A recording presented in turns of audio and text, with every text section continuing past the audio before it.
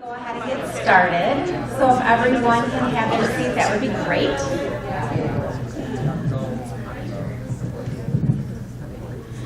So I just want to welcome everyone and first and foremost thank the Chambers and Wceda for organizing these great events.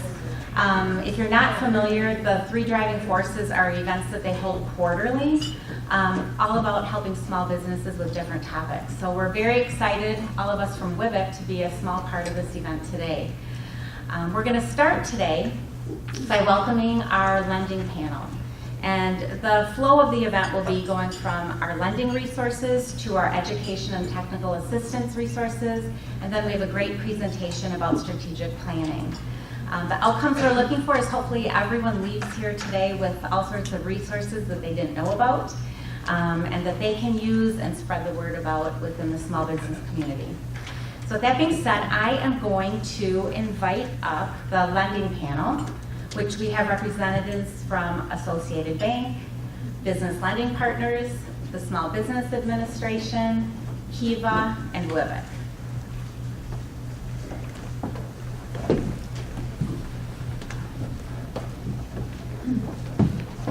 Can we sit anywhere, Heather?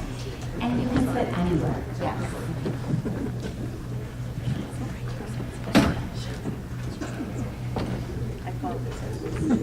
Take a little bit of time and just share information on their resources and how they can help small businesses with lending.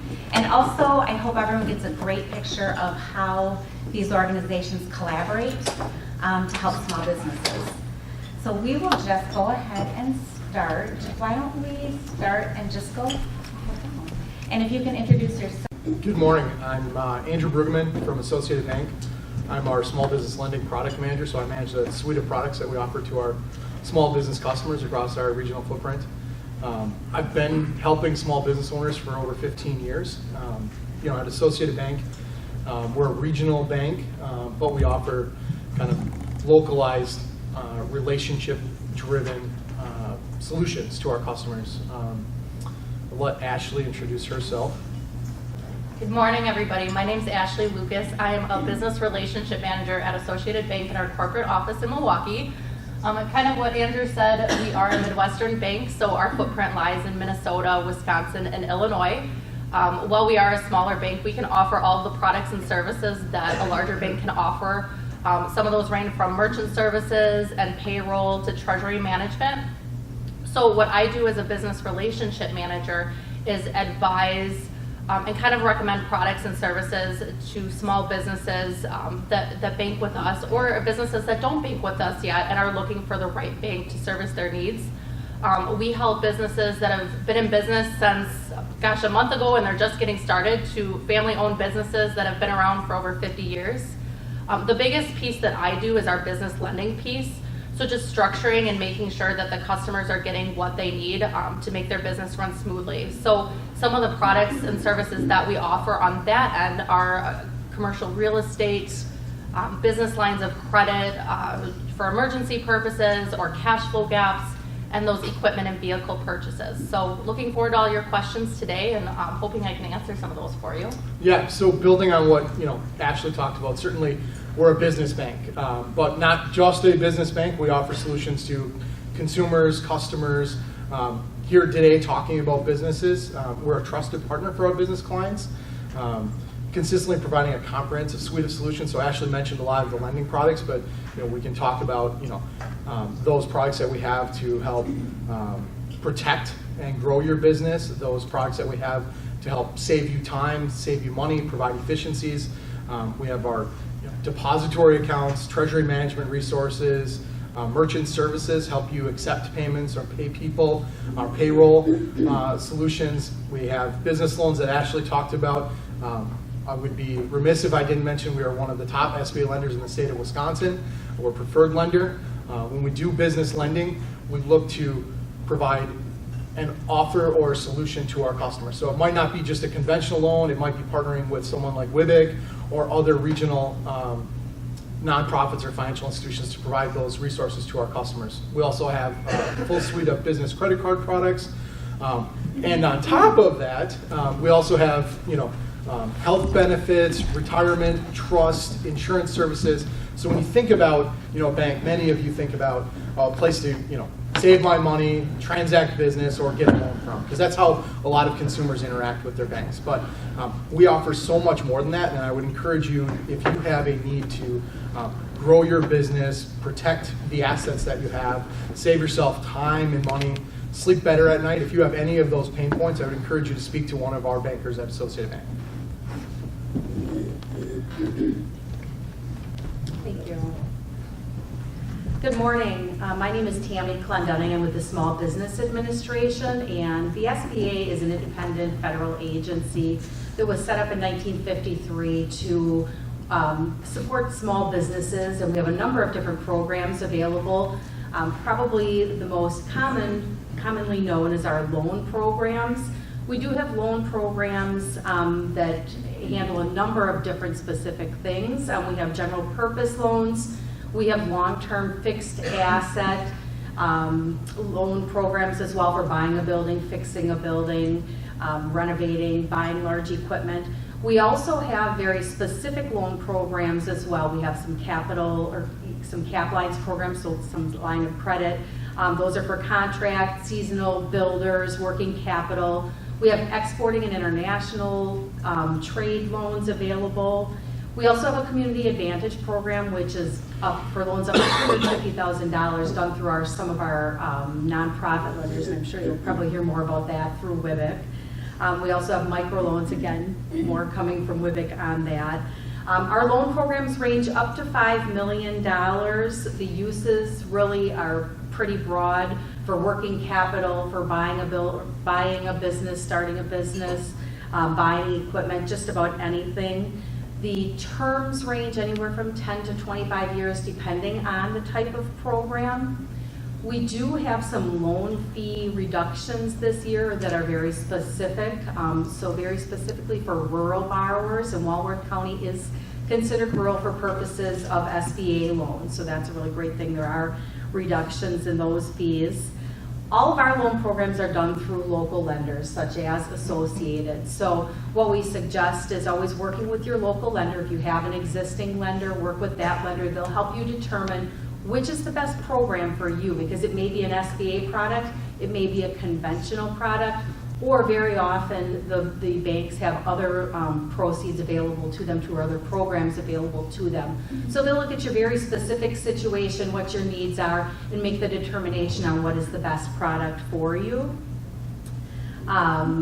We also have contracting programs available too, which I won't touch on a ton today, but if you are interested in federal contracting, we do have programs available to help you navigate that process, as the federal government is the largest purchaser of goods and services throughout the world. So, and then we also have some disaster loan programs available too, which I hope we never have to take advantage of here. So that's, I guess that's it for me. Kiva's Capital Access Managers here in Wisconsin.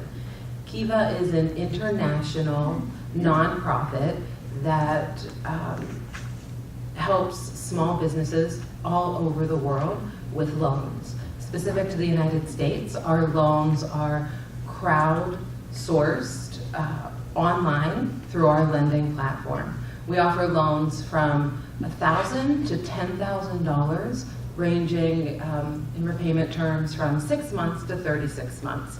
And at Kiva, we're a little bit different than banks or other traditional lending institutions in our underwriting process. So not only are we looking at some traditional underwriting elements, such as your debt-to-income ratio or how long you've been in business, we also look at what we call social underwriting. And so we want to see how the community supports you.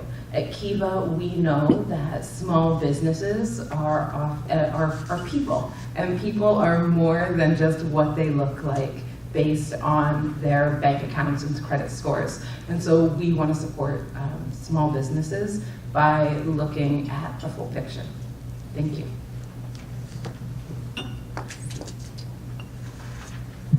Good morning. I am Carolyn Engel. I am with Business Lending Partners. We are headquartered in Racine County, also have an office in Green Bay. I've been with Business Lending Partners for 25 years. We offer long-term fixed rate financing to growing businesses statewide throughout the state of Wisconsin. We work very closely with Tammy and the SBA offices in Wisconsin. We are an SBA certified development corporation. What that means is when you have a need for that fixed rate financing, we are one of 2 organizations headquartered in the state of Wisconsin that provide the SBA 504 program. How many people here are familiar with SBA 504? I know I've at least sat with one. There are a few of you in the audience that are familiar with the program. It partners with your financial institution. So like Tammy had indicated, it's a partnership. You work with the bank of your choice, and we provide direct lending, a direct loan in partnership with that bank so that you can secure long-term fixed rate financing. Rates right now are still below 4.5%, historic lows, and fixed for up to 25 years for a portion of the financing. So we've been doing this since 1985. I've been around, like I said, 25 years. The program was established specifically to help growing businesses. They look for a community goal in exchange for facilitating your access to capital, they being SBA, and that would be maybe you're creating jobs, maybe you're developing a business or growing a business in a rural community like Walworth County. Those are key eligibility criteria. I would say the number one reason that my phone rings is the company needs to grow. They are looking to buy a building or buy equipment, but they want to put as little cash of their own into that as possible. They want to reserve their cash for growing the business, reserve it to pay the rent, reserve it to pay employees, not put it into the building. So with the 504 program, a customer can come in with as low as 10% financing. If you were to go to the financial institution, it may be 20% or more. And that can be a significant amount of cash savings to the business to focus on the business. And then, of course, you get the long-term fixed rate, which is wonderful. So building purchases, building renovations, new construction, long-term equipment purchases are all things that we do.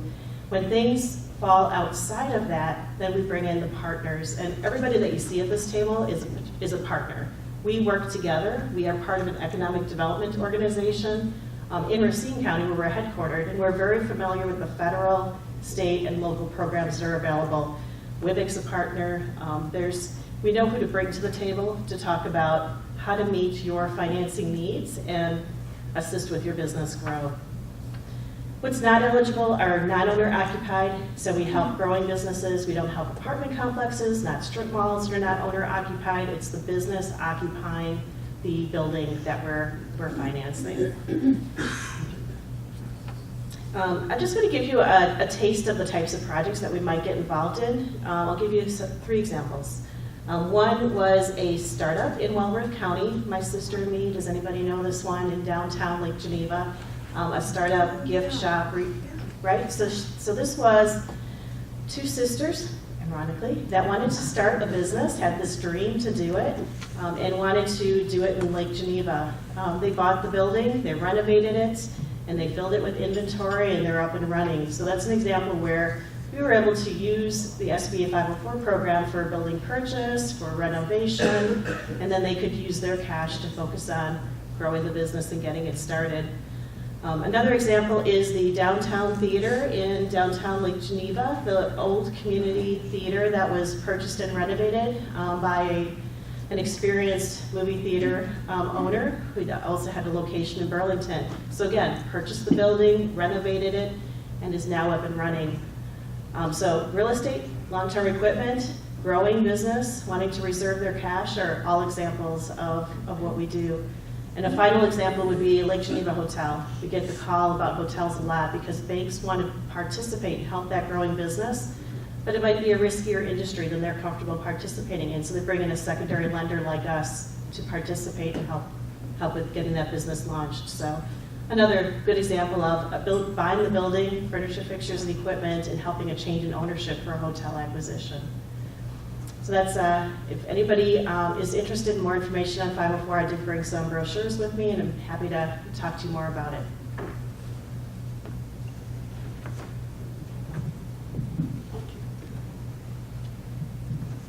Oh, hello everyone. Yeah. So my name is Nugent. I'm a senior loan officer for WBIC. So WBIC, we're a statewide economic development microfinance organization. So we provide lending service anywhere from $1,000 up to $250,000 in partnership with the SBA Community Advantage Program and many bank and partner in the community to support the entrepreneur community. And we at WBIC, we not just provide a lending service, but we also provide education services, which I think Heather is going to talk more about it in the second panel. And then for all our loan clients, we also provide what we call technical assistance, which is the hand-holding service that we help them with, the entrepreneur with business acumen, coaching, to make sure that the business are on track to become successful. So regarding to the lending service at WBIC, I can go a little bit in more detail. So we have the 3 segments of our lending services, what I call. So the nano segment, which is loan $15,000 or less, I call nano lending. So I think WBIC can provide that service for business, and in partnership with Kiva, we can provide working capital, equipment finance, up to $15,000 for brand new business in the community that are trying to learn, and test their idea and see on the path of growth, right? Just the beginning, right? And then the next segment we have is the micro finance segment, micro lending segment for loan anywhere from $15,000 to $50,000. So that for also startup business or existing business that already have some, that entrepreneur have a little bit more experience in the community to grow. And also the next segment is anywhere from $50,000 to $250,000. So that one, normally we partner with the SBA through the SBA Community Advantage Guarantee Program, so that we can help the client who come to us with less collateral than the traditional bank loan can provide. So that's why we can provide additional capital for them to grow. And so in terms of the lending service, we partner with bank. So I think our tagline is don't say no to WBIC when we come and talk with the banker in the community. Because we have so we try to provide that gap financing there. And as you know, when the entrepreneur go through the spectrum of finance there, the bank partner always needed, to support along the way. Like many of our associate bank partner mentioned, that the bank not just provide the lending, but also provide the merchant services, treasury management, right? Which is any business will need those service and solution to grow, right? So there's a time that the bank cannot extend much more financing, so that's where we step in and support the entrepreneur. And hopefully together with the bank partner and any other partner like business lending partner, we can pull together the community and financing resources to support the entrepreneur to success. So a couple of examples, like Carolyn give that business lending that WBIC work like. So for example, an entrepreneur look like to acquire a real estate. I think at WBIC, because our term of the loan, we can go only up to 10 years. So that's why financing real estate is harder for us. So normally we're gonna help the bank partner come in and fund that part of the transaction, right? And then when the business acquire business, and they may need the working capital and equipment to complete the financing structure, that's where the WBIC loan can come in and partner. So we can provide the equipment and working capital, so that we can build a complete financing package to help the business to grow, right? And then other time, like a startup business that doesn't have a lot of history in operation. So when they come to a bank, it might be a challenge because of lack of history in the room, so they can come. So we can jump in and help. And then we can pull together resources like Kiva lending program, as well as WBIC micro and nano lending program to pull together, and we can partner with all of the organization to build that financing structure for the business. And so that's a couple of highlights about how we, can structure the financing to help the entrepreneur. But again, more than the lending service, right, the moment that the client gets a WBIC funding, they will get a business consultant assigned to their business. So we have a pool of volunteers, close to 400 people, and they are experts in their field. You know, many of them are experts in finance, many of them are experts in marketing, legal services, and all the stuff. So that all the business acumen, so that when the entrepreneur need help in those areas, we can, you know, our business consultant can direct them to the right resource and support them along the way. So that's the short summary of how our financing support and technical assistance that we can partner with many other organizations to support our business community. And we hope that we can provide the resource, the financing resource, technical assistance, and the education resource to help entrepreneurs become successful and create jobs for our community. Yeah, thank you. Hello, I guess this is kind of an open question. I'm thinking of, I don't know why everyone's here, but I was told to come here and I'm finding there's a deep well of resources. What's the best way to get started with each of your groups? Like, what's the best first step to reach out? Associated Bank here, we have Marcia, Glenn, Irene, our district manager. They're going to be the passageway to all of the resources you're looking for. So for example, at Associated Bank, somebody comes in, they're looking for merchant services or they need a new point of sale machine. That branch manager is going to know exactly who to go to in that area to get to where you want to go. You know, if you're looking for business lending, Marcia will refer to me. So at Associated Bank, we have a large small business area, and while the branch manager knows just about every product and service we have, we also have an expert that will give you the specifics to that product or service. So, I mean, I would tell all of you, like he just said, there's a wealth of knowledge in this room and a ton of resources. The biggest thing I find with our business owners is when they reach out, it's because they're in a crunch and it's too late. Get your contacts early. If you don't need anything now, that's great. Get phone numbers, get email addresses, get business cards, because the minute you need something, you're gonna wanna be able to go on your computer or pick up your phone and make a call, rather than just frantically run around trying to find a resource. So I would say go into your branch, you know, find somebody at WBIC, find a phone number for SBA, find a business lender. That's gonna be your best start. But definitely going to a branch and getting that first contact is gonna be really important. There's a number of different places to start. As I said before, we always suggest working with your local lender. So if there's somebody you already work with, you have an established relationship with that organization. So we always suggest starting there, but it does not hurt to talk to other lenders as well, because as we all know, different lenders have different appetites for what they're looking to do. Some lenders prefer doing larger loans, some prefer smaller loans, some prefer different industries, some have different programs available. So we do always suggest working with, or at least talking with, a couple of different lenders to see which is the best fit for your particular business at that time with that particular need that you have.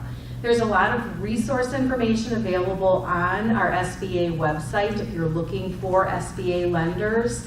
At the bottom of our webpage, it does list all the different loans that have been done, not the borrowers, but the actual lenders that have done SBA loans in the last year. So you can get a feel for who's been doing SBA lending in your area, and that will give you some ideas of who you might reach out to. We can also help provide information to you at the SBA office. We won't tell you work with lender A or lender B, but we will listen to what it is you're looking for. We might be able to help you make a determination, is traditional lending the way that you should go, or maybe one of the nonprofit lenders is a more appropriate way. Maybe if you're a newer business, or maybe if there's a little credit challenge that you've run into in the past, or maybe it's an industry that we know that traditional lenders kind of stay away from. We know other loan programs available for that too. You heard us say that we partner with financial institutions. It's really the place to start. Unless you're a startup business, you're going to hear from a panel of individuals that assist with business planning. But if you're an established business, start with your bank. Talk to, more than one if you want to explore your options. But we partner with the bank, and they should be aware of the resources that are out there. But ask lots of questions and start early.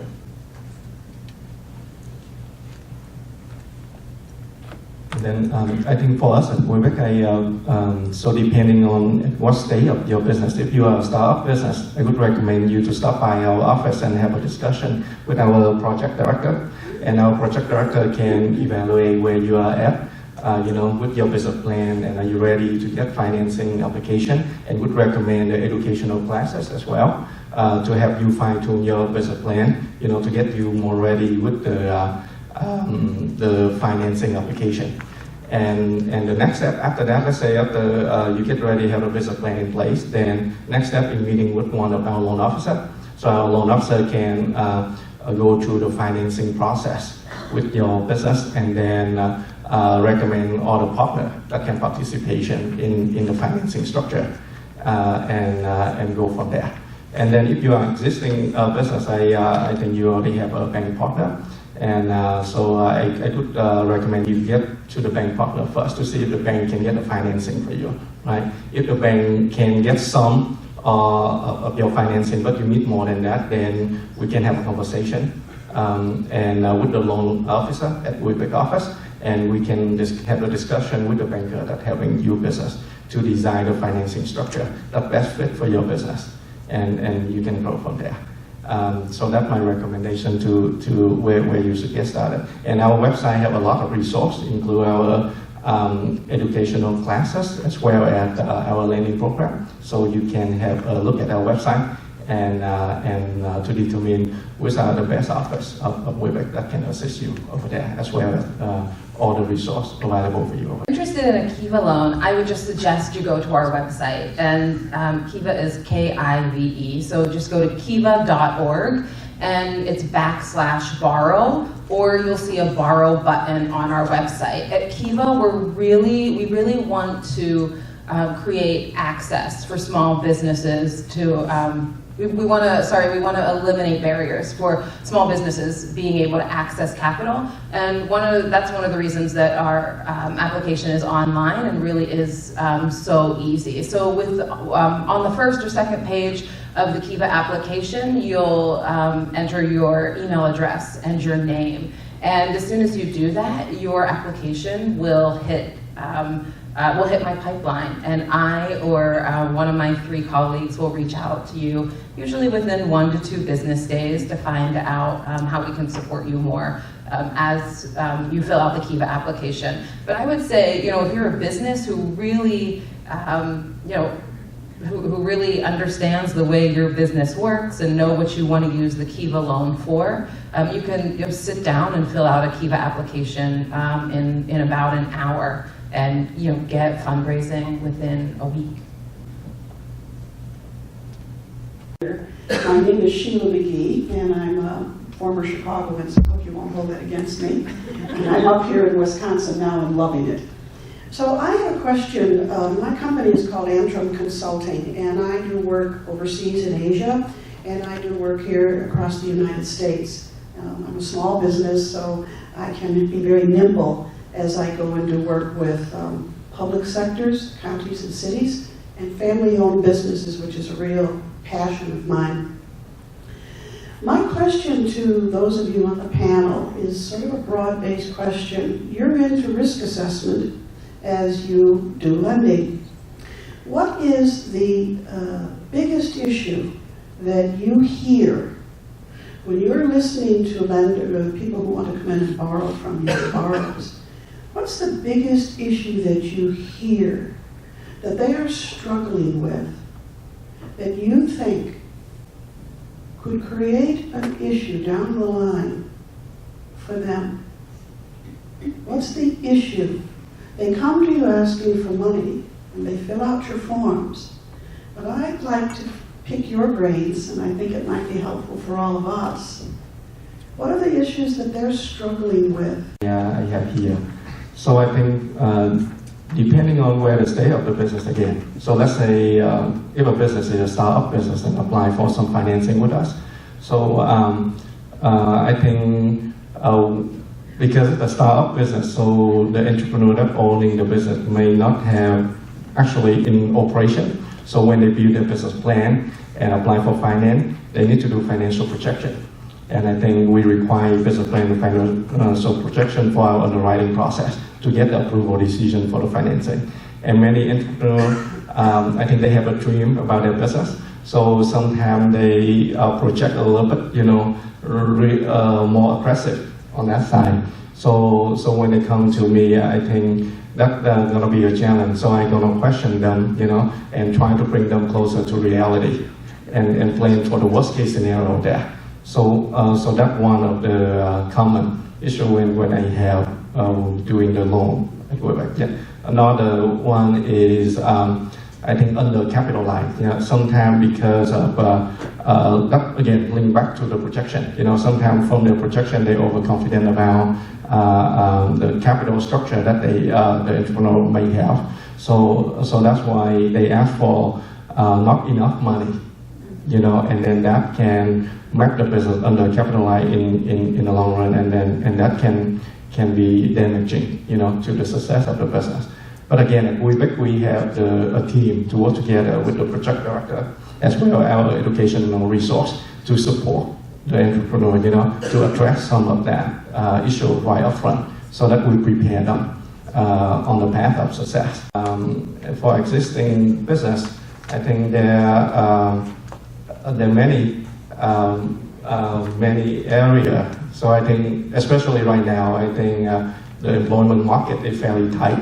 When they plan on growing, finding the people, to work for, the employee to work for is very rough there. So I think when they build their marketing plan, not just how to get the customer in the door, but how to attract the talent out there to support the business. Because I see in many cases that high growth business, existing business, that on the path to success, but find a challenge of finding the talent to support that growth. Yeah, so that, and then, also for existing business, get the right advising team is also a key. Many people, many entrepreneurs that come to us, existing business, when they find, when they have the bank partner, for example, that not fully support the growth of their business. So that can become the challenge, So that's why I think it's really critical for entrepreneurs to find the right bank partner to have the solution to support their business. Because as the business grows, there are more solutions that they will need, For example, if a business that, let's say, only do business in the state of Wisconsin before and then now grow overseas, right? So, the financing structure, treasury management now need to have the money movement across the country, so they will need to grow with the bank partner that can provide the full solution as they grow their business. And then again, that also not just the bank partner, but all the legal partner or the marketing partner that are applicable to the growth side of the business. They are struggling to find employees. That's the biggest constraint that I'm hearing when I'm out on the street talking with businesses. It's, as you said, retaining and attracting talent to the business to support that growth. So it's about being creative and ensuring that you're providing the benefits that are needed to retain those employees. And be adaptable to change. So adapt to the market changes when you're an existing business or a growing business. To ensure, be surrounded by the right team. Talk to as many people as you can and be open to making the changes that are necessary. When you see the businesses that survived the recession, it's those that had a strong management team that were able to adapt to the changes in the market. I love working with WCED when I'm working with a startup company because they do provide that technical assistance. I've seen startup businesses surrounded by those mentors in the front end, meeting with them regularly and helping them to adapt to those changes when they don't have that experience in place. And as you said, ensuring that you start out with the right amount of capital because you don't want to open the doors and then 2 months later find out that you didn't plan appropriately. So ensuring that you're listening to as many people as you can and surrounding yourself with good advisors. They have an amazing idea, they have a lot of passion, but they're not always making a lot of money they don't always know, maybe they know they have money coming in, they're not sure where it's going. And so I would say a lot of our small businesses really need help just with their books and having a solid understanding of their accounting. And that's why at Kiva, when we partner with organizations around the country, we make sure they're organizations like WIBIC that are offering educational and technical support, so that while at Kiva we're offering loans, we can also make a referral to make sure the small business is supported with all the educational and technical support they need. The first thing I would say is planning, and being able to adapt with respect to that. That's spot on. Making sure that you have a business plan, a plan for projections, have an idea of what your business is going to do, not only today, but tomorrow, and be able to articulate that. So not only the partners that we have on this panel, I would also encourage you to seek out the partners in our small business development centers, as well as SCORE. They also have good business advisors that you can seek out. Common thing today for the customers that we're seeing, they're looking for access to capital. I'd say access to capital is not only today, but that's going to fulfill your needs going forward, and partner with a bank or a financial institution or partner that's willing to be in for the long haul.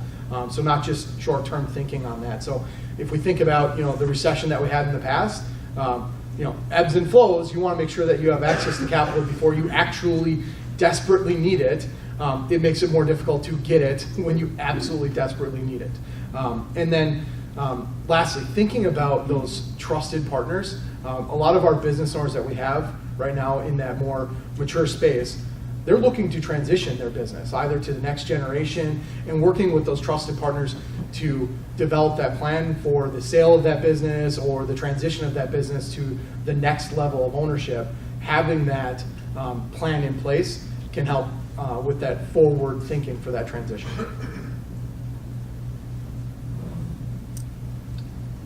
So dollars are sometimes hard to find. And for the gentleman who wants the wealth of information, I would say exactly what some of the panel said. Build the relationships. I'll call different bankers. I'll ask their legal lending limit. I'll ask what industries they're interested in, because sometimes an industry isn't a fit, to kind of get that foundation and get the relationships built in advance. So when I need something, I've got kind of the right partner in place. But my question, I'm familiar with most of the companies, I would say, in the panel. WIBIC is new to me. What does that acronym stand for? And what do you lend at? If a bank is, let's say, prime plus one, what kind of is your space that you're living in? So at WIBIC, our current interest rate is as so first of all, let me go over our pricing model a little bit. Yeah. So we're not like a bank that we have what I call a risk-based pricing model.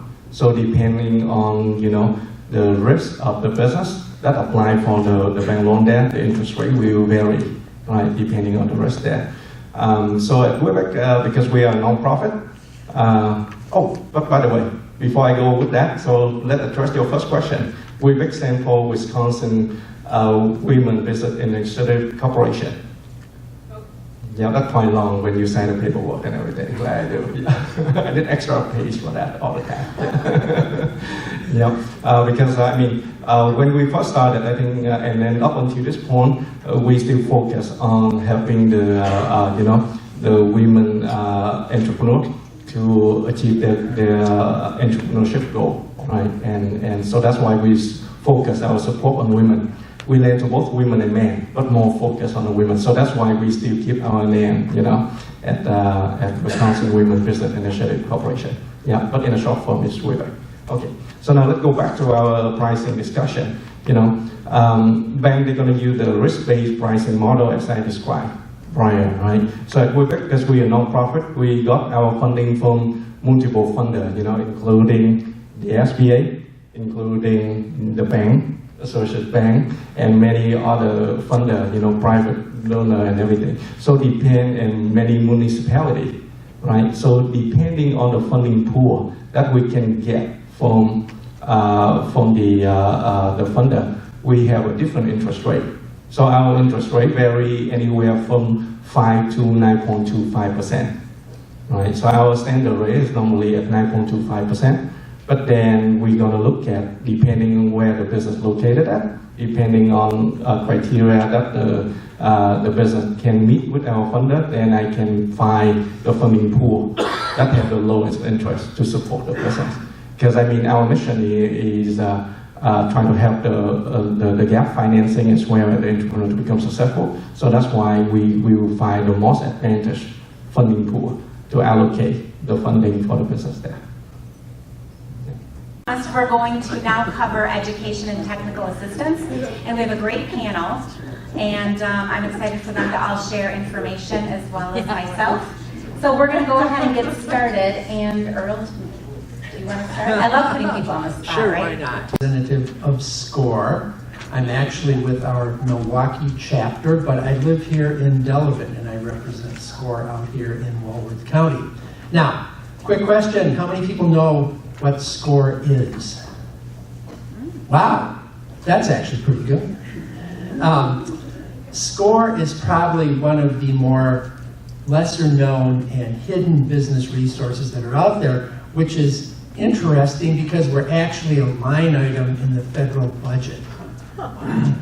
And how that works, we are an all-volunteer, nonprofit organization that's an affiliate of the SBA.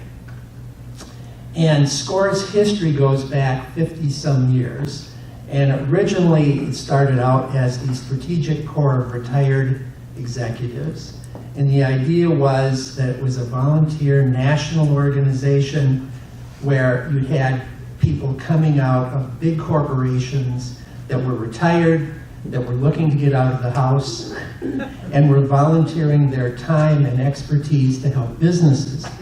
The organization has subsequently evolved through the years. There are now 11,000 of us nationwide with chapters in every state. Here in Wisconsin, we actually have 7 chapters. And our mission is to basically provide free mentoring to help businesses at various stages. A lot of our work is really focused on helping people get off the ground as budding entrepreneurs.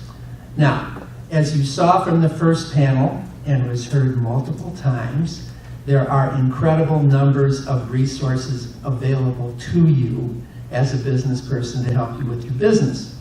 So at SCORE, our sort of mission, besides the sort of expertise that we have from our actual mentors, is our primary job is helping businesses find the right connections.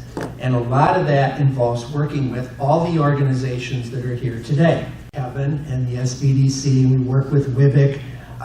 Another great resource, and I'll let Kevin talk more about it, is at the University of Wisconsin-Whitewater. And in addition to the work that Kevin does with the SBDC, they have the Innovation Center. So anyway, so that's kind of the basic overview of what SCORE does. So I'll turn it over to Kevin. Thanks, Earl. I'm Kevin Kaufman. I'm the director of the Small Business Development Center. We're located at the University of Wisconsin-Whitewater. And so the best way of describing it is I kind of say it's kind of a bolt-on to the college that provides business outreach. If you look at my paycheck, it says University of Wisconsin-Whitewater, but the majority of my salary is funded through a grant coming from the Small Business Administration. And it's administered through the UW system into the 12 offices that we have throughout the state, typically at the 4-year colleges. Our mission has been around for about 35 years. Our mission is to help businesses start and help them grow. And these are really your federal tax dollars at work. We provide no-cost one-on-one consulting for both businesses looking to start and those looking to grow. So our focus is to really be business coaches, and as Earl said, to be kind of that hub and connector to other resources out there. We don't think that we've got a corner on knowledge, but all of our business consultants typically have a very strong generalist background, have been in industry and have either owned their own business or been in senior levels of management within their businesses. And so we try and bring some level of expertise there, or at least enough to know where to go and point clients in the right direction. So My territory or my primary focus is Rock, Walworth, Jefferson, and Dodge counties. I have another business consultant that helps me with that, as well as some office staff. As Earl said, there's an innovation center that's attached to the university. We also have access into our faculty there and our student workers to assist. And there's actually another center that I'm a director of called the Wisconsin Innovation Service Center, which does market research. Very low cost. We use student workers and professionally managed. So companies that have a new product, a new service, a new market they're looking at, a competitive analysis, when they're trying to decide left or right, or should we move forward with this, this is a way to get a good market read on the viability of a potential new product or new market. Tammy? Thank you. Tammy's my boss's boss's boss. Thanks again. There is a lot of information available for educational studies. The SBA website is a great tool to use. I would encourage you to go onto our website and look at that. You can find the calendar of events for all sorts of activities that go on, whether that's the classes that some of our resource partners do, whether that's different events such as this or other events that are going on. There's a lot of great information on there. You can register on there to receive our newsletter, and again, just a ton of information comes out through our newsletter. On our resource, there's a lot of different classes and whatnot that you can take advantage of. There's a program called 10 Steps to Starting a Business. We've got a great business plan template. Again, there's numerous classes, webinars, and other materials to take advantage of on there. As our resource partners had also mentioned, they do one-on-one counseling, but they also do classes. Some of our different resources partners have many different classes available to you as well. Everything that they do is free of charge. There may be some minor costs for some of the classes on there, but you say what types of advising or counseling do they do? And it really ranges the gamut. I think they've both mentioned business planning, but they also have experts in marketing and sales. They have experts in succession planning, accounting and finance, sustainability or feasibility studies.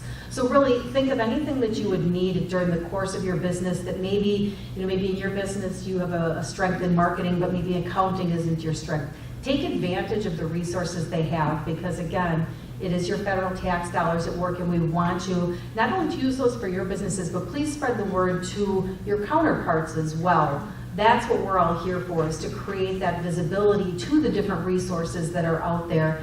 It's always amazing to me how many are unaware of what's available to you. And frankly, I was a small business that wasn't aware of it. Years and years ago, when we started one of our businesses, we had an SBA loan, and I didn't know about all of these different guys until I actually came to work at the SBA many years later. So I wish we'd have had that. It would have saved us a lot of pain and heartache and learning and time and along the way. So that's why I definitely encourage you to work with these guys and take advantage of their services. Organization, we've been around since 1987. Women is in our name, but our doors are open to all. We really do, our goal is to help businesses explore before they start, to make sure that that startup idea is viable, and then really in getting started, and then as well as strengthening and growing businesses. So from an education standpoint, we have our program guides on the front table, and before I forget to mention this, there's a lot of information from the people that are here on the panels out there, so please look at that resource table before you leave. But we do program guides twice a year, and in there you will see statewide classes that are available out of our Milwaukee, Appleton, Madison, and then the Southeast market, which is our physical offices are Kenosha and Racine, also serving Walworth County. In the rural parts of the state, we do have outreach specialists. So really having classes and holding them in person throughout the state of Wisconsin. And then you'll also see that we offer webinars and what we call on-demand classes. The on-demand classes are classes that you can tap into at any time, so not restricted to one time or one set location. And the webinars are something that are growing with us. So as we move into a more statewide capacity deeper, we know that we need to offer ways that people can access education no matter where they are in the state. So you will find classes in there. Definitely one of the core things that we offer are business planning, so our Start, Run, Grow series. And then we also offer classes around, you've heard a lot about cash flow and projections and financials, as well as marketing, human resources, and it goes on and on, QuickBooks. So please grab a program guide on your way out. We'll have a new one coming out July 1st. So if you see things in there that you're interested in or have clients that might be interested, they will be repeated. So I do want to share a little bit, because I think everyone tapped in on this a little bit too. There really is a no wrong door policy. So if you come to WBIC and we can't assist you for some reason, or we need other resources to wrap around you, we will reach out to SCORE, we'll reach out to the SBDCs, and of course the SBA, which all of us are largely funded by the SBA, so another great resource. So really, if you reach out to any of us, we'll make sure that we connect you, and we really do work together. So over the weekend, I think it was on Saturday, Kevin, Earl, and I were emailing and trying to come up with a way to help one client in particular. And so we really do reach out to each other and come up with ways to do that. To score.org, okay? That's our national website. And one of the things that you can go on there and do is, first off, it's our sort of library of resources, including connections into these organizations. But there's also, I said we have 11,000 members nationwide. One of the sort of advantages and things that I like to talk about with SCORE is we have people from a lot of very big companies that are SCORE volunteers that have very deep expertise in areas. So for example, right now in Wisconsin, we are working closely with the USDA on helping farm-related businesses, and particularly when you get into the kind of like boutique farming, organic farming types of things. We have SCORE mentors that are in a lot of consumer products companies that we can reach out to and talk to, so we can get somebody from a Procter & Gamble or an ADM or somebody like that. We'll talk to them about what we're dealing with the client, and we can a lot of times get a lot of either good advice, or a lot of times they will say, hey, here's who you need to call, right? And that's big. One of the things that, again, this goes back to sort of philosophically, one of the things that we do in our first time when we meet clients is we ask them, why are you doing this, right? And it's sort of fundamental, I think, to the whole process of where you're going as a business is, why are you doing this? And we bring that up because that really impacts resources and how we direct stuff. Because is this something where you want to create a Main Street lifestyle business, right? Or you want to get into a community, you want to be a Main Street business person, which is great, we need more of that, right? And so here's kind of the path you're sort of saying, here's where I want to go long term, versus saying, hey, I've got this really cool idea for a new app, right? And I want to build this thing up and I want to sell it to Google, right? It's a whole different mindset, and it's going to be directing people to a whole different set of resources. So that's one of the things we like to sort of talk to people about early on is, and this gets back to making the right connections, is what are you trying to do with your business? The other one is for anybody who's at an early stage in their business, there's a book, it's a classic, it's been around I think 30 years, it's called The E-Myth by a man named Michael Gerber. And I recommend that book to people that are saying, hey, I've got this idea for a business, just as a starting point to sort of set your own thinking about what it takes and means to be an entrepreneur. And one of the key takeaways from that is, don't try and do it by yourself. Mistakes, not the same old ones that everybody else has made. So one of our marketing professors says, scour the world, find the best, and make it your own. And his term for R&D is rip off and duplicate. So help learn from, and both the Scores Network as well as the SBDC. We work with hundreds and hundreds of businesses. So take advantage of that expertise and or use the business coaching to say, find your way through this decision tree and help benchmark against what others have tried. Again, anybody that's tried something, you either get a good positive or a good negative that you can use both ways. So let that expertise kind of help guide you through the process, and don't do it alone. One of the challenges we always have, and as Tammy was alluding to, that hard to find those resources because you don't need them until you need them. And we wrestle with, you can't do a Google search that says, who's thinking about opening a business out there?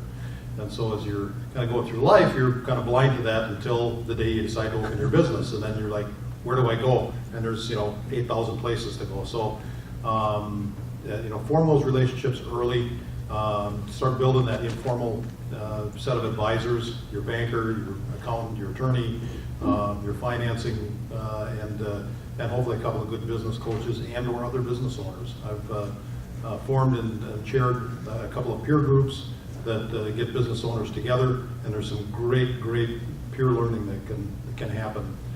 Again, when somebody says, I'm thinking about doing this, you'll hear one of two things. I tried that, it was fabulous, you should absolutely do it, or I tried that, don't do it, or I tried that and look out for this and this and this. Is there any prerequisites to come into your thing? You had said you had a plan, a template for a business plan, and I know you talked about it. You always have to have the business plan. Those are the things I don't like doing, but is there any prerequisite resources that I could connect to tonight or something like that? I would also go out to SBDC, was it SBDCnet.org? I think, or yeah. SBDCnet.org is a great place. You'll see 300 business plans out there that are actual business plans of what somebody else has done, kind of categorized by industry. Have the conversation early. I mean, quite frankly, I get those calls of somebody setting an appointment and basically saying, I am thinking about, I woke up at 2 o'clock this morning with this phenomenal idea. And we use, there's a couple of great tools out there. Rather than going directly into business planning, we use the Lean Business Model Canvas, which is a phenomenal tool, been around for about 15 years. Steve Blank and Eric Rees and Alexander Ostenweiler put this together. It is a great, and then literally call me and we'll walk through that. And it basically pulls out the things, what do we know and what don't we know? And we really started at the product market fit. That, you've got this, what problem are you solving? And are people, excited enough about it that they'll actually pay for it? And to get outside, one of the other kind of precepts around that in the Lean Startup model is that we're going to get into the marketplace pretty quickly. So just because your mom and your family and your friends all think it's a great idea, let's get some outside unbiased opinions on it and see whether there's some flaws in there. Once we get that product market fit, then we'll start talking about distribution and pricing models and all those other kinds of pieces. But that's a very quick and easy exercise rather than going into the full-blown business plan to say, and it can be iterative.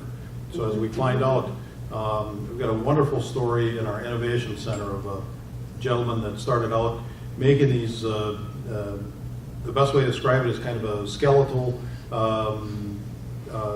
tricycle that was battery powered. And the top of the line model would do 60 miles an hour and go 400 miles on a charge. And his thought was, this is going to be the next recreational vehicle. And so he was scooting around campus with these things and got out into the marketplace. What he found was, he started selling them and he'd get a little pot of them in Florida. And as he went down, drilled down and looked at the addresses, they were in senior communities. They were in affluent seniors that had tricked out their golf carts as much as they could. And if he sold one, then he'd sell about 5 or 6 with the Me Too prospects. But he had problems with his battery, so he pivoted and kind of marketed there, did fine, but he was having trouble getting the battery performance that he wanted. So he pivoted again and went into battery production. And as he was casting about for how to use these batteries, he came across material handling equipment typically uses lead acid batteries. And if you're in a 3-shift environment, you've got to charge these for 8 hours. Lithium ion charges very rapidly and can do what they call opportunity charging. So he developed that. Again, ran into a roadblock because the facilities managers typically have plenty of operating capital, but they don't have capital expenditure money. So then he had to change his model yet again on his pricing model, and he's selling it power by the hour, and he's into pilots, and it's taken off and doing pretty well. We're starting to look at potential manufacturing facility for him. But those are the kinds of iterations that you go through as a potential small business owner. What we think we know, once we get out in the marketplace, we may find out that, gee, it's not what we thought it was. And a shameless plug. Company's name is Blue Line Battery. It's Dustin Hurdy, and he actually was a SCORE client that I introduced to the Innovation Center. And it was after he got to the Innovation Center that Kevin and the crew at the Business Service Center and the university started working with him. And this is a great example of sort of the collaboration aspect that we're saying, doing this. And that, by the way, is one of my favorite places when I find the right type of company to introduce them to is to the Innovation Service Center. But anyways, and to Kevin's point, this is, I call Dustin the next Iron Man, right? What he's doing is truly innovative, and I think it could be one of the great upcoming Wisconsin companies. So kudos to Kevin, the Innovation Center, and the whole network of people that have been involved helping him. So I think too that, on that, The business plan, just getting asked questions by the website got my brain going on what the voice and direction wanted to go. Question I had for you guys is, for those who may be entertaining going in a nonprofit direction, does going nonprofit disqualify you from any of the programs you've described? So our mission is really for-profit companies. And so we've got metrics around the federal government wants to know that they're getting their money's worth for the money that they're sending us. So nominally, I am obligated to say that our mission is focused on for-profit companies. That said, once we get our work done, if we have other time, we devote it to nonprofits. I'm taking a Saturday here in about 3 weeks and facilitating a strategic planning process for a nonprofit. So that's kind of a, it's a passion of mine that's a little outside of our normal mission, but the same tools kind of work. And so we typically look at, the other piece that we run into is somebody wants to open a nonprofit because they have this great mission or thought around it. A lot of times we'll take a look and say, would this make more sense to be a for-profit and then take your profits and dump them back in? So again, the same kind of tools apply. Let's get you profitable first, or make sure you're good stewards of the resources that you have. And once you're optimized there, you can make the decision as to whether it should be a for-profit or nonprofit. See me after we get down from here.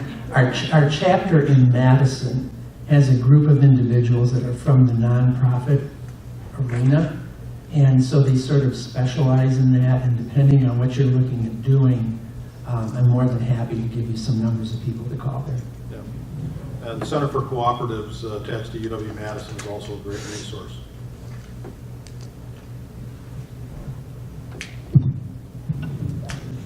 And generally speaking, on the loan programs through the SBA, those are also for-profit businesses, but we do also know some of the resources throughout the state that do nonprofit lending as well, so feel free to reach out. I was going to say the same thing. So for nonprofits, so feel free to reach out there. Jadzak, who is a VP at WIBIC, and really truly her and our president, Wendy Bauman, are the reason for WIBIC's growth.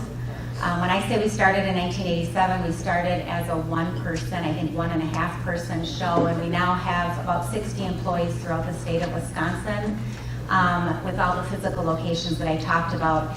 And Julianne really is at the backbone of WIBIC and a large part of that growth. So I'm really excited to introduce you to her. Julianne is really an expert on economic and small business development and strategic planning. She'll share more, but she has so much experience in that and has taken WIBIC through quite the process. So with that, I'm going to introduce you to Julianne Jensick. Thank you, Heather. Don't clap yet, I've not said anything, you never know. So I hope you're okay if I am down here. I tend to move a lot, and it's hard to stand still behind the podium. But if you can't hear me or I talk too fast, just let me know. So as Heather mentioned, I've been with WIBIC now for 23 years, and when I got there, I was employee number 4. And so it has been a journey. I started as the education department.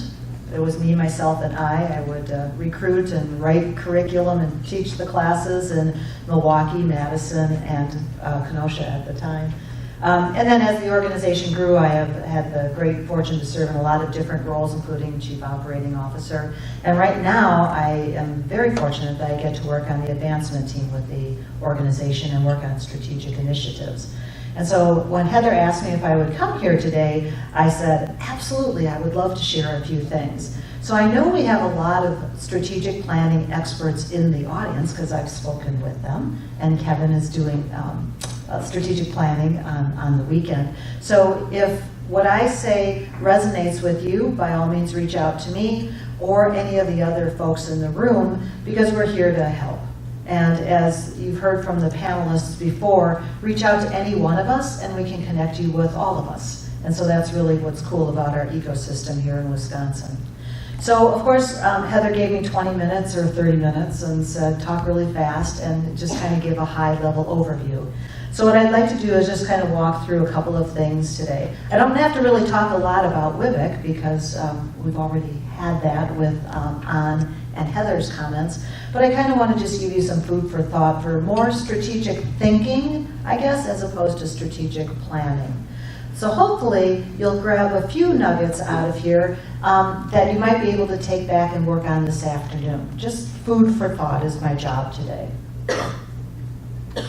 So we talked a little bit about what WIBIC does, and really our whole purpose in life is to help people's economic well-being improve. And for the most part, that's through our small business support for entrepreneurs who are starting and growing their businesses, but it's also with financial literacy. So for people who really just need a leg up on getting their personal household together financially, we have programs available for that as well. And then just a couple of nuggets about WIBIC. The coolest thing about my slides is that all of the pictures are real live clients here in Wisconsin that have utilized WIBIC services. We are statewide and been around for a while. We work both locally, regionally, nationally, and then we also do some international projects with entrepreneurship centers in foreign countries. And then, as Ann and Heather mentioned, while we do focus our efforts with women, about 60% of our clients are women, we also want to work with anybody who has faced disadvantage in one way or another in getting their business off the ground, whether that's lack of contacts, access to capital issues, or they just don't know who to turn to. So that could be women, low-income folks, people of color, veterans, lots of different kinds of people. So to talk a little bit about a business strategy, if you want to go from point A to point B, this is one way you could get there, right? Right? Yeah. How does this make you feel? I saw a few little giggles. Challenged. Stressed. Yeah. Nodding like, been there. I sometimes feel like my daily life is like that. Yeah. Now, if I want to go from point A to point B again, how does this graphic make you feel? So much better. Ah, relaxing, right? A little bit better, a little bit smoother. Is it true that going from A to B will ever be this smooth? No, of course not. It never will be. But what a strategic thinking and strategic planning can do is to try to get away from this to a little bit more like this, and really more what you want to do is kind of smooth that line, smooth that path. So some of these ideas that we're going to talk about, the strategic thinking, can be for your business, whether it's just a dream, a vision that you have. It could be for an existing company that you work for, or whether that's your own business, or if you're here working for someone else. There's always things that we can work on. Or some of these tools can also be used personally. And think about it for challenges or situations in your own personal growth, and your family, and your personal life, that maybe some of these tools are helpful. So a strategy is, basically just a plan to get somewhere. I like to add that it's a plan that's written down. I think we all have lots of plans in our head. Anybody else here a to-do list maker? Excellent, me too.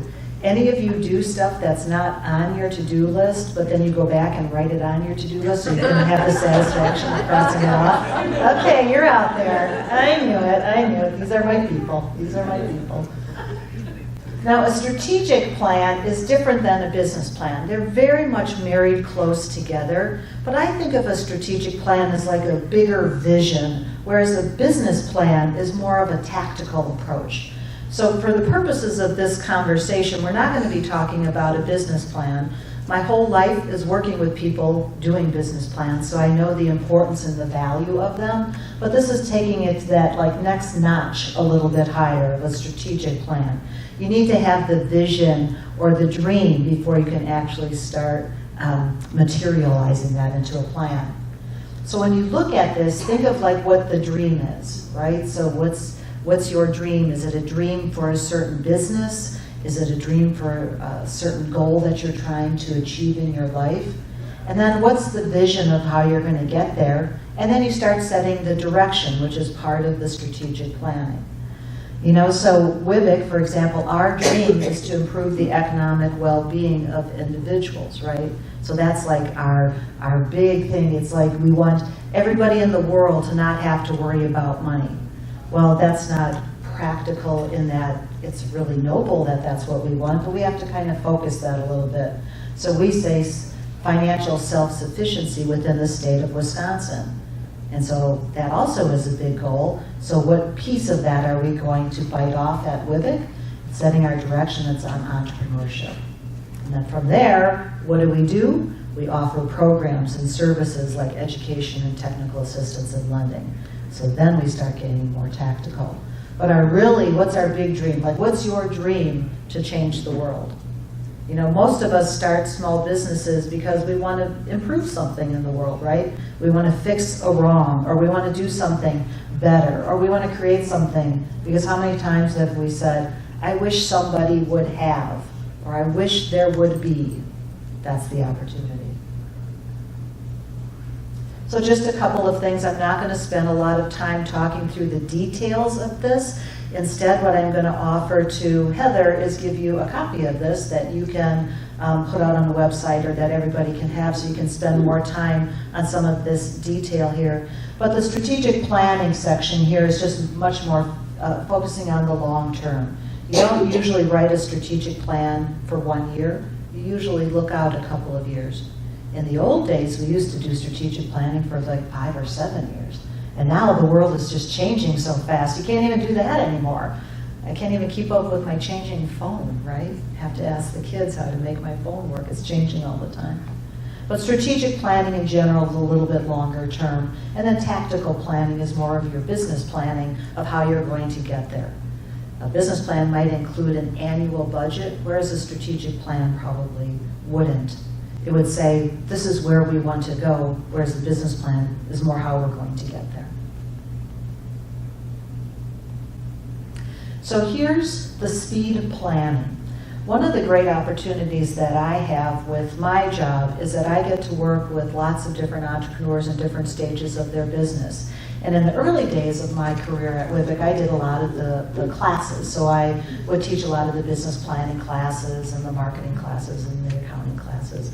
And now in my career at WCEDA, I do a lot more of the one-on-one coaching that Ann was talking about, but more for businesses that are stuck. So they're like, you know, I got into this business and I thought this was just like a really cool thing, and now it's changed. One of my favorite examples is a woman who came to me. She's a business writer, and she loves writing. And so she got a contract with a large corporation to go in and do writing. And she was very efficient and very good and very professional, and they were in a pinch for an event that they were doing. Their organizer had just like quit last minute. And so they said, I know this isn't what you do, but would you please be the event coordinator for this event? And she's like, oh, okay. And her business was young, right? And she's like, I could use the cash. This will be great. So then she planned the event, and of course it was a spectacular success. And then they stopped asking her for writing deals, but they asked her for more event planning deals, right? So over time, she got more event planning from them, and then they would refer her to others, not for her writing, but for event planning. And then all of a sudden, by the time she came to meet with me, she's like, I want to be a writer. I don't want to be an event planner. I just took it because I needed the cash, and now this is taking me somewhere I don't want to go. So we kind of use some of these tools to kind of help her decide, is it okay to be event planning, or how do we get back to being a writer? So has anybody ever heard of a SCOT? It's not the new dance, it's not flossing, it's not SCOT. Okay, how many of you have heard of SWOT, as in SWOT analysis, right? I don't like the word weakness, so I had to immediately change the word weakness to challenge. And then I added the extra T. Actually, a colleague of mine did that, which is trends. So it's taking a snapshot of where you are today. What are my strengths? What are my challenges? What are the opportunities out there for my business or my idea? And then what are the threats? What are things that could happen that I have no control over? And then trends. Where are things going? Case in point, the gentleman who came to me about 10 years ago wanted to be a typewriter repairman, because that's what his father had done. And I'm like, well, that's a really cool idea, but how many typewriters do we have left, right? So we have to talk about the trends. Listening to the voice of the customer. Kevin mentioned that with the business canvas. It's great. You can do all the dreaming you want in your bunny shoes at home in front of your computer, but it's really, what does the customer want? And it has to be more than just me asking my mom, Mom, I built this. Would you buy it? Yes, honey, I love it. I'll spend anything on it. It's like, how much will people pay for things, and is there a true market for it? So there's lots of different ways that you can get the voice of the customer through surveys, through cards, through emails, through lots of different places. And then, do you have the right people at your planning table? Is just this, me, myself, and I thinking about this? Or do I have advisors? And some of the panels talk about having an advisory panel. Do I have somebody with a background in what I'm doing? Do I have a mentor? Maybe this mentor is from a different market, but they're not competitors to me, so they might talk to me because I'm 6 states away from them. Do you have accounting advice, marketing advice, strategic advice on your plan? Or if you have an existing business with a team, are some of your team members involved? When we do strategic planning at WCEDA, 100% of the staff is involved, all of the clients are involved, and we sent out this year a survey, or last year when we did this, a survey to 250 of our stakeholders, because we wanted to hear as many voices as we can about what our skills are and where we can take it in the marketplace. And allow yourself to think longer term. Sometimes we get so wrapped up in the day-to-day of the business, because I got invoices to get out and I got customer calls to pay back, but this is your place to give yourself permission to think longer, and then talk about it. Don't do this all by yourself. Actually get out there and share some of these ideas. The business canvas that Kevin mentioned again is a really great model, because it kind of forces the idea that we're going to be taking these ideas and running it past the customer. So real quickly, this will be the slide that when we send this out to you, you're going to want to look at, because this is like the down and dirty, how to write a strategic plan. Know where you're at, that's the SCOT analysis that we had talked about. Affirm your vision and your mission and make sure that everybody on your team is on the same page. Not this last strategic planning, but about 5 or 6 years ago, we did this and it was very clear. I wanted to almost like skip this stage of our strategic planning with our team because I'm like, oh, everybody gets it. They know why we're here. They know what we're all about. I learned that no, we had to go through the process of making sure that everybody was on the same page and what the vision for your organization is. Develop and vet the direction, meaning you can think of a lot of stuff that you want to do, but then you have to prioritize it and see if it's all really worth doing. When you do brainstorming with large groups for strategic planning, you have to narrow that down, because while we love everybody and we love that they're participating, not every idea is really something that's going to be appropriate or actionable for our business. Once you have this big dream and the vision and the goals, now you have to start getting a little bit more down and dirty to help actualize that. So you're going to have to start giving yourself some action items or action steps to how you're going to achieve that. I have been a lifelong Weight Watcher member, and when I had a lot of weight to lose, it wasn't like looking at the big number that you had to lose, it was looking at every 5 pounds, right? What can I do to lose 5 pounds? And then another 5 pounds. And then all of a sudden, you lose a lot of weight. Planning is not much different than that. Then you got to work the plan. How many of you have ever been in an organization where you spend all this time and effort, and you create a wonderful strategic plan, and it's all typed up and put on a shared drive somewhere, and nobody ever looks at it ever again, right? So this is my job at WIVIC, is making sure that we're always driving the plan. And then track and evaluate. You know, how are we doing? Are we actually moving the needle at all? Are we moving towards our dream? I already mentioned that I'm a big to-do list maker. This is more just of a formal kind of to-do list. Anybody familiar with SMART goals? I think a lot of folks might be, where you want to make sure that there are things that you can action upon, right? You don't want to say, lose a bunch of weight. You want to say, I want to lose 5 pounds, and this is how I'm going to do it, and this is the time that I'm going to do it by. So some of you are out there thinking, oh great, now I have to go and do all of my work stuff, and now this woman is saying, go and be strategic, right? How am I going to do this? This is like craziness. But no worries. I think the big thing is that you just need to take a step, right? The beauty about the planning cycle is that it's a cycle. And so you can plan something, you do it, you see if it worked or not. If it didn't work, you change it, and you do the cycle all over again. And this works for just about anything, not just your business, but it can work in your home life as well. I make fun of my husband sometimes, so this is like the taking out the garbage cycle of planning, right? We're going to plan, honey, does it look like the garbage could stand to go out tonight? Yeah, it does. Okay, so then he does it, and then we do it all over again the next couple of days, right? Short-term thinking is a little different than short-term planning. This is, again, but my favorite term is more tactical. How are we going to get stuff done in the next few months to keep the business alive or business moving forward? Isn't that a great picture? It's like, that's what I want to do for a job, right? Talk about having a dream. And I love pottery and I like getting messy like that, but mine always look like a big glob at the end. So to form and have a business doing that, I think that would just be cool. So as I mentioned, I have a lot of opportunity to work with business owners that are going through different phases. So this is just kind of like Julianne's wisdom over the last couple of decades of doing this. The biggest thing that I can encourage you to do is to take time to work on your business, not always just in your business.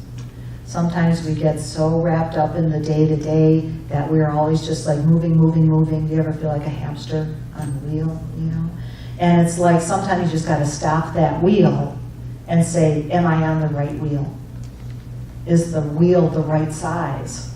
Is the wheel running at the right speed? When am I going to stop and actually, you know, have a drink of water? So think about it, and maybe you schedule time in on your planner where the last 20 minutes of the day is where it's your thinking time.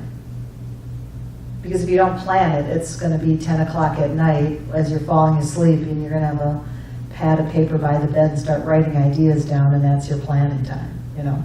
I would suggest that's not always the best. Work the plan, the to-do list, set calendar reminders for our strategic plan and thinking. We actually do have things on the calendar to make sure it's done. Are we hitting our milestones? Our president, who is my boss, I'm a big believer that when you are at the head of an organization, a greater percentage of your time has to be spent thinking about the business than actually doing the business. Whereas maybe if you are at a more entry level or a front line level, you're spending some time thinking about the business, but you're spending more time doing the business. So I get worried if my boss is spending 90% of her time working in the business and only 10%, you know, on the business, because her job should be the converse of that. All of us should be doing the 80% working in the business and 20% thinking about the business and process improvements, but she's got to be converse. So we spend a lot of time making sure that that happens at our organization. We already talked about the customer is key and just the changing pace of our universe. So you can have a 3-year plan, but something could happen. In our case, it's tax code changes. Sometimes the tax changes and it's like, oops, you know, gotta go to plan B here. Sometimes it's also what the customer says. You know, we don't like purple anymore, we want it in red. You gotta be able to pivot with that.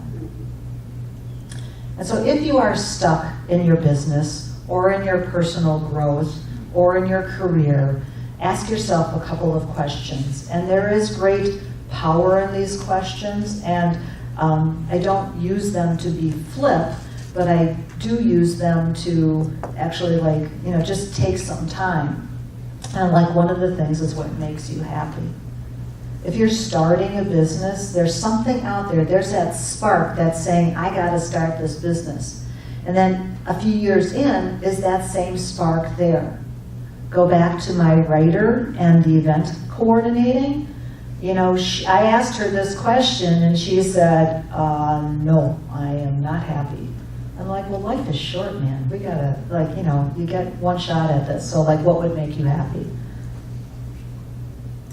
And then on top of that, you have to then say, okay, that makes me happy, but does it bring in money? You know, there's a lot of stuff that we would prefer to do, but really, you can't get paid enough to do that. So you have to kind of balance those two things as well. Other people that face this same challenge are those that started a small organization and now they have 10 employees and now they're spending more time managing employees than actually doing the craft that got them into the business in the first place. And so then they'll come to me and say, I am not happy. You know, people are hard. People are hard. I'm going to go do my creative craft again. How can I get myself back? And then what is the problem that you are working to solve?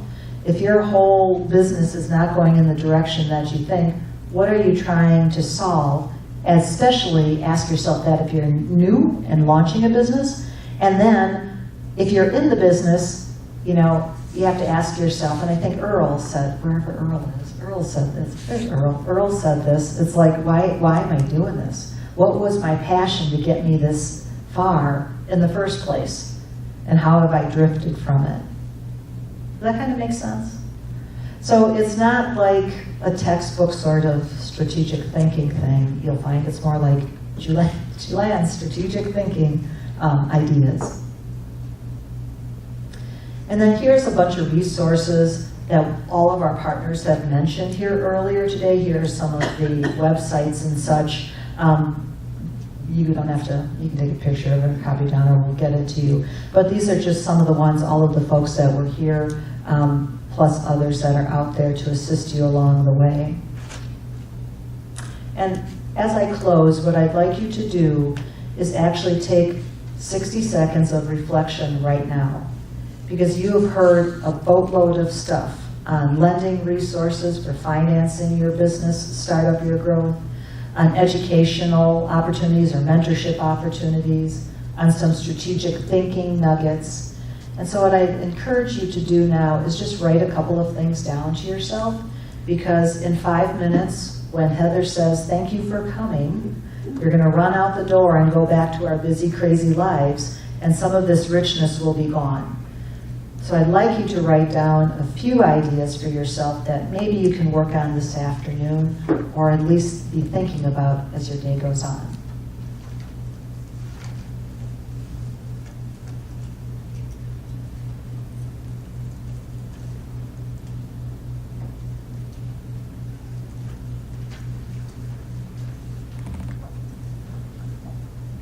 So you're talking about your own business right now? Yes. That you have a lot of different avenues? Yes.